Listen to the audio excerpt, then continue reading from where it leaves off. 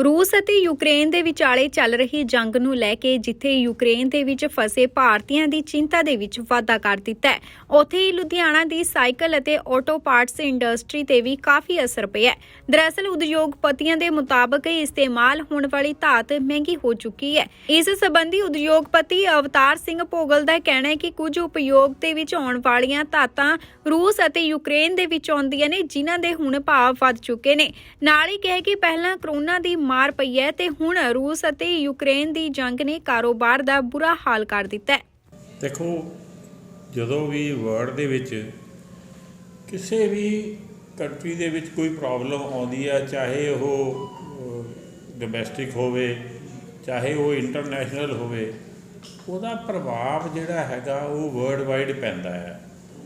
ਉਹਦਾ ਨਤੀਜਾ ਤੁਸੀਂ ਦੇਖ ਲਿਆ ਹੋਣਾ ਵੀ ਜਦੋਂ ਤਾਂ ਇਹ ਕੌਨਫਲਿਕਟ ਦਾ ਚੱਲ ਰਿਹਾ ਸੀ 4-5-6 ਦਿਨ ਤੋਂ, ਜਿੱਦਾਂ ਸ਼ੇਅਰ ਬਾਜ਼ਾਰ ਵੀ ਡੇਲੀ ਜਿਹੜਾ ਹੈਗਾ ਡਾਊਨ ਹੋ ਰਿਹਾ ਸੀਗਾ। ਔਰ ਉਹਦਾ ਹੀ ਨਤੀਜਾ ਸੀ ਵੀ ਕਿਉਂਕਿ ਜਦੋਂ ਕਿਸੇ ਵੀ ਕੰਟਰੀ ਦੇ ਵਿੱਚ ਕੋਈ ਇੱਦਾਂ ਦੀ ਚੀਜ਼ ਹੁੰਦੀ ਹੈ, ਉਹ ਕੰਟਰੀ ਲੱਖਾਂ ਡਾਲਰ ਦਾ ਮਾਲ ਇੰਪੋਰਟ ਕਰਦੀ ਹੈ ਔਰ ਲੱਖਾਂ ਡਾਲਰ ਦਾ ਮਾਲ ਐਕਸਪੋਰਟ ਹੁੰਦਾ ਹੈ। ਕਿਸੇ ਵੀ ਕੰਟਰੀ ਕੋਲ ਇੱਦਾਂ ਦੀ ਚੀਜ਼ ਹੈ ਨਹੀਂ ਵੀ ਉਹ ਜਿਹੜੀ ਸੈਲਫ ਸਫੀਸ਼ੈਂਟ ਹਰ ਚੀਜ਼ ਦੇ ਵਿੱਚ ਹੋਵੇ। ਔਰ ਸਾਡਾ ਜਿੱਦਾਂ ਆਪਣਾ ਇੰਡੀਆ ਦਾ ਅਤੇ ਰਸ਼ੀਆ ਦਾ ਜਾਂ ਯੂਕਰੇਨ ਦਾ ਆਪਾਂ ਕਰੀਏ ਗੱਲਾਂ, ਹੌਜ਼ਰੀ, ਮਿਨਰਲਸ, ਇਹ ਬਹੁਤ ਜ਼ਿਆਦਾ ਜਿਹੜਾ ਅਸੀਂ ਇੰਪੋਰਟ ਕਰਦੇ ਹਾਂ ਉਸ ਮਿਨਰਲਸ ਔਰ ਹੌਜ਼ਰੀ ਵਗੈਰਾ ਜਾਂ ਜਿਹੜੀਆਂ ਬਾਕੀ ਸਾਡੀਆਂ ਹੈਂਡ ਟੂਲਸ ਆ, ਇਹ ਸਾਰੇ ਬਹੁਤ ਜ਼ਿਆਦਾ ਐਕਸਪੋਰਟ ਵੀ ਹੁੰਦੇ ਔਰ ਲੱਖਾਂ ਡਾਲਰ ਦੇ ਵਿੱਚ। ਇਹ ਵੀ 1 ਲੱਖ ਦਾ 2 ਲੱਖ ਡਾਲਰ ਨਹੀਂ, ਹਜ਼ਾਰਾਂ ਜਾਣੀ ਕਿ 700 800 ਹਜ਼ਾਰ ਡਾਲਰ ਦਾ ਇਹ ਜਿਹੜਾ ਕਿ ਟਰੇਡਾਂ ਹੁੰਦੀਆਂ ਹਰ ਮਹੀਨੇ ਦੀਆਂ ਜਿਹੜੀਆਂ ਆਪਾਂ ਕਰਦੇ ਹਾਂ।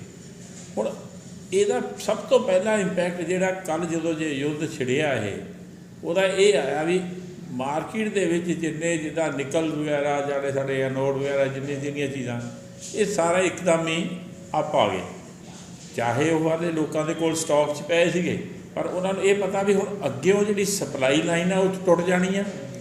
ਜੇ ਟੁੱਟੇਗੀ ਤਾਂ ਨੈਚੁਰਲੀ ਮਾਰਕੀਟ 'ਚ ਸਕੈਰਸਿਟੀ ਆ ਜਾਏਗੀ, ਸ਼ਾਰਟੇਜ ਆ ਜਾਏਗੀ ਅਤੇ ਇਹ ਫੈਨਾਮੇਨਾ ਹੀ ਆ ਵੀ ਜਦੋਂ ਕਿਸੇ ਚੀਜ਼ ਦੀ ਸ਼ਾਰਟੇਜ ਆਉਣ ਦੀ ਸੰਭਾਵਨਾ ਹੁੰਦੀ ਆ ਅਤੇ ਰੇਟ ਇੱਕਦਮ ਉਛਾਲ ਖਾ ਜਾਂਦੇ ਆ। ਔਰ ਜਿਸ ਬੰਦੇ ਦੀ ਥੋੜ੍ਹੀ ਬਹੁਤੀ ਜਿੱਦਾਂ ਕਿਸੇ ਕੋਲ 500 ਕਿਲੋ ਦੇ ਮਹੀਨੇ ਦਾ ਲੱਗਦਾ ਅਤੇ ਉਹਨੂੰ ਵੀ ਹੋ ਜਾਂਦਾ ਪਤਾ ਨਹੀਂ ਯਾਰ ਹੁਣ ਪਤਾ ਨਹੀਂ 15 ਦਿਨ ਜਾਂ 2 ਮਹੀਨੇ ਅੱਗੇ ਕੀ ਹੋਣਾ, ਆਪਾਂ ਪਹਿਲਾਂ 1 ਟਨ ਲੈ ਕੇ ਰੱਖ ਲਓ। ਲੋਕ ਜ਼ਿਆਦਾ ਬਾਏ ਕਰਨ ਲੱਗ ਜਾਂਦੇ, ਉਹਦੇ ਨਾਲ ਮਾਰਕੀਟ 'ਚ ਪੈਨਿਕ ਹੋ ਜਾਂਦਾ। ਹੁਣ ਇਸ ਕਰਕੇ ਅੱਜ ਦੇ ਦਿਨ ਜਿਹੜੀ ਮਾਰਕੀਟ ਹੈਗੀ ਆ, ਕੋਵਿਡ ਤੋਂ ਹਾਲੇ ਅਸੀਂ ਉੱਠੇ ਨਹੀਂ ਸੀਗੇ। ਕੋਵਿਡ ਨੇ ਸਾਨੂੰ ਇੰਨਾ ਕਿ ਇੰਡਸਟਰੀ ਨੂੰ ਮਾਰਿਆ ਪਿਆ। ਅੱਜ ਇੰਡਸਟਰੀ 50 ਤੋਂ ਲੈ ਕੇ 60% ਪ੍ਰੋਡਕਸ਼ਨ ਦੇ ਉੱਤੇ ਚੱਲਦੀ ਪਈ ਹੈ। ਮੈਂ ਗੱਲ ਕਰ ਰਿਹਾ ਖਾਸ ਸਾਈਕਲ ਇੰਡਸਟਰੀ ਜਾਂ ਤਾਂ ਜਿਹੜੇ ਮੇਨ ਸਾਈਕਲ ਪ੍ਰੋਡਿਊਸਰ ਹੈ ਉਹਨਾਂ ਦੀ ਪ੍ਰੋਡਕਸ਼ਨਾਂ ਵੀ ਡਾਊਨ ਨੇ, ਔਰ ਜਿਹੜੇ ਸਪੇਅਰ ਪਾਰਟਸ ਬਣਾਉਣ ਵਾਲੀਆਂ ਕੰਪਨੀਜ਼ ਨੇ ਉਹਨਾਂ ਦੀ ਪ੍ਰੋਡਕਸ਼ਨਾਂ ਵੀ ਡਾਊਨ ਨੇ। ਉੱਪਰੋਂ ਜਦੋਂ ਇਹ ਚੀਜ਼ ਆ ਗਈ ਵੀ ਮਾਲ ਮਹਿੰਗੇ ਹੋ ਗਏ, ਹੁਣ ਉਹਨੂੰ ਅੱਗੇ ਅਸੀਂ ਕਿੱਦਾਂ ਕਵਰ ਕਰਨਾ, ਉਹ ਬਿਲਕੁਲ ਹੀ ਹੋਰ ਔਖਾ ਹੋ ਜਾਣਾ। ਸਾਨੂੰ ਸਮਝ ਨਹੀਂ ਆਉਂਦੀ ਵੀ ਅਸੀਂ ਆਪਣੇ ਆਪ ਨੂੰ ਬਚਾਈਏ ਕਿੱਦਾਂ, ਇੰਡਸਟਰੀ ਚਲਾਈਏ ਕਿੱਦਾਂ।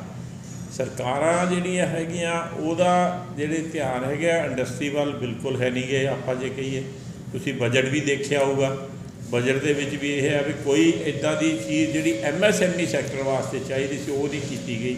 ਪਰ ਉੱਤੋਂ ਜਦੋਂ ਹੁਣ ਆਹ ਚੀਜ਼ ਇੱਕ ਐਡੀ ਵੱਡੀ ਹੋ ਗਈ ਆ, ਸਾਰੇ ਵਰਲਡ ਦੇ ਬੰਦੇ ਉਹਨਾਂ ਨੂੰ ਰਿਕੁਐਸਟ ਕਰ ਰਹੇ ਸੀ ਵੀ ਤੁਸੀਂ ਇਹ ਸਟੈਪ ਨਾ ਲਓ, ਤੁਸੀਂ ਇਹ ਸਟੈਪ ਨਾ ਲਓ, ਅਤੇ ਇਹ ਬੈਠ ਕੇ ਜਿਹੜਾ ਹੈਗਾ ਕੋਈ ਜਿਹੜਾ ਮੁੱਦਾ ਹੈਗਾ ਇਹਨੂੰ ਸੁਲਝਾ ਲਓ। ਪਰ ਨਹੀਂ, ਉਹਦਾ ਅਰਥ ਅੱਜ ਇਹ ਹੋ ਰਿਹਾ ਵੀ ਅੱਜ ਇੰਡਸਟਰੀ ਨੂੰ ਪਰੇਸ਼ਾਨੀ ਹੋ ਜਾਏਗੀ। ਕੰਟੇਨਰ ਸਰਵਿਸ ਜਿਹੜੀ ਸਾਡੀ ਜਿੱਦਾਂ ਬਾਹਰ ਆਉਂਦੇ ਜਾਂਦੇ ਸੀ ਉਹ ਸਾਰੇ ਰੁਕ ਜਾਣੇ ਆ, ਕਿਉਂਕਿ ਸ਼ਿਪਿੰਗ ਲਾਈਨਾਂ ਬੰਦ ਹੋ ਜਾਣੀਆਂ, ਜਿਹੜੀਆਂ ਕੰਟਰੀ ਤੋਂ ਮਾਲ ਆਉਂਦੇ ਸੀ ਉਹ ਬੰਦ ਹੋ ਜਾਣੇ ਆ, ਉਹਦੇ ਕਰਕੇ ਸਾਰਾ ਰੁਕੇਗਾ।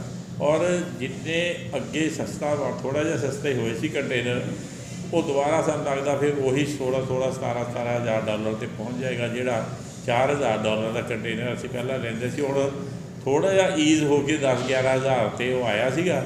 ਹੁਣ ਇਸ ਕੰਪਲੈਕਟ ਦੇ ਨਾਲ ਲੱਗਦਾ ਵੀ ਉਹ ਦੁਬਾਰਾ ਫਿਰ ਉੱਥੇ ਹੀ ਹੋ ਜਾਏਗਾ।